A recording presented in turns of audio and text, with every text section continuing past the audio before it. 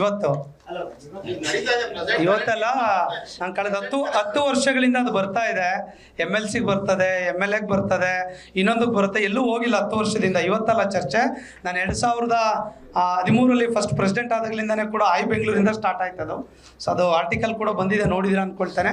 ಚರ್ಚೆ ಮಾಡ್ತಾ ಇರ್ತಾರೆ, ಅದು ತಪ್ಪು ಅಂತ ಹೇಳಿಕ್ಕೆ ನಾವು ಬಯಸೋದಿಲ್ಲ. ಸಮಯ, ಸಂದರ್ಭ, ಪರಿಸ್ಥಿತಿ ಎಲ್ಲವನ್ನೂ ನಿರ್ಧಾರ ಮಾಡುತ್ತೆ ಸರ್.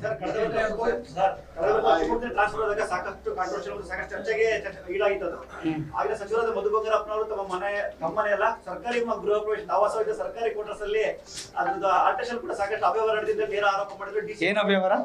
ಆಲ್ಟ್ರೇಷನ್ ಮನೆ ಆಲ್ಟ್ರೇಷನ್ ವ್ಯವಹಾರದಲ್ಲಿ ಅದು ಡಾಕ್ಯುಮೆಂಟ್ ಅದು ನನ್ನ ಮನೆ ಅಲ್ಲ ಸರ್, ಅದು ಸರ್ಕಾರ.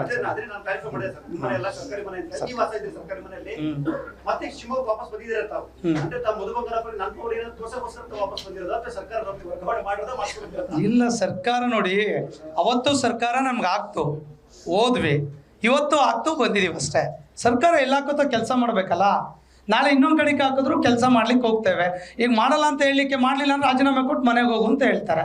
ಹಾಗಾಗಿ ಸರ್ಕಾರ, ನಾವು ಕರ್ನಾಟಕದಲ್ಲಿ ಎಲ್ಲಿ ಬೇಕಾದರೂ ಹೋಗ್ಬೋದು, ಕರ್ನಾಟಕದಲ್ಲಿ ಎಲ್ಲಿಗೆ ಬೇಕಾದರೂ ಹೋಗ್ಬೋದು, ಎಲ್ಲಿಗೆ ಬೇಕಾದ್ರೂ ಸರ್ಕಾರ ಹಾಕ್ಬೋದು. ಸಂದರ್ಭಗಳು ಹಾಕಿರುತ್ತೆ, ಹಾಕಿದಾಗ ಅದನ್ನು ಸ್ವಾಗತ ಮಾಡಿದ್ದೇವೆ, ಹೋಗಿದ್ದೇವೆ, ಕೆಲಸ ಮಾಡಿದ್ದೇವೆ ಅಷ್ಟೇ. ಅಲ್ಲ, ಮತ್ತೆ ಬಂದಿಲ್ಲ, ಹಾಕಿದ್ದಾರೆ, ಬಂದಿದ್ದೇವೆ. ನಾನು ಬರಲ್ಲ ಸರ್, ಅದು ಸರ್ಕಾರ ಹಾಕಿರುತ್ತೆ, ನಾವು ಬಂದಿರ್ತೇವೆ.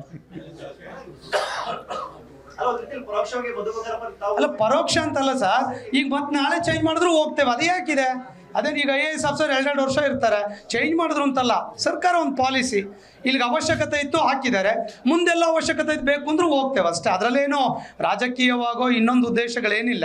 ಸೊ ಅದನ್ನು ಹಾಕಿದೆ, ಅದನ್ನು ಮುಕ್ತದಿಂದ ಸ್ವಾಗತಿಸ್ತೇವೆ. ನನಗೆ ಕಾನೂನುಗಳೇನಿಲ್ಲ, ಇದ್ರ ವಿರುದ್ಧ ಯಾಕೆ ಹೋಗಬೇಕು ಅನ್ನುವಂಥ ಅನಿವಾರ್ಯತೆ ಅವಶ್ಯಕತೆಗಳಿಲ್ಲ. ಸೊ ಆ ಥರ ಸಂದರ್ಭಗಳು ಬಂದಿಲ್ಲ. ಬೆಂಗಳೂರು ಆಗ್ದಾಗಲೂ ಸ್ವಾಗತಿಸಿದ್ದೇವೆ, ಇಲ್ಲಿಗೆ ಆಗ್ದಾಗಲೂ ಸ್ವಾಗತಿಸಿದ್ದೇವೆ. ವಿರೋಧಗಳಲ್ಲಿ ನಾಳೆ ಇನ್ನೊಂದು ಕಡೆಗೆ ಹಾಕಿದ್ರು ಸ್ವಾಗತಿಸ್ತೇವೆ ಇದೇ ಮಾಧ್ಯಮದ ಮೂಲಕ.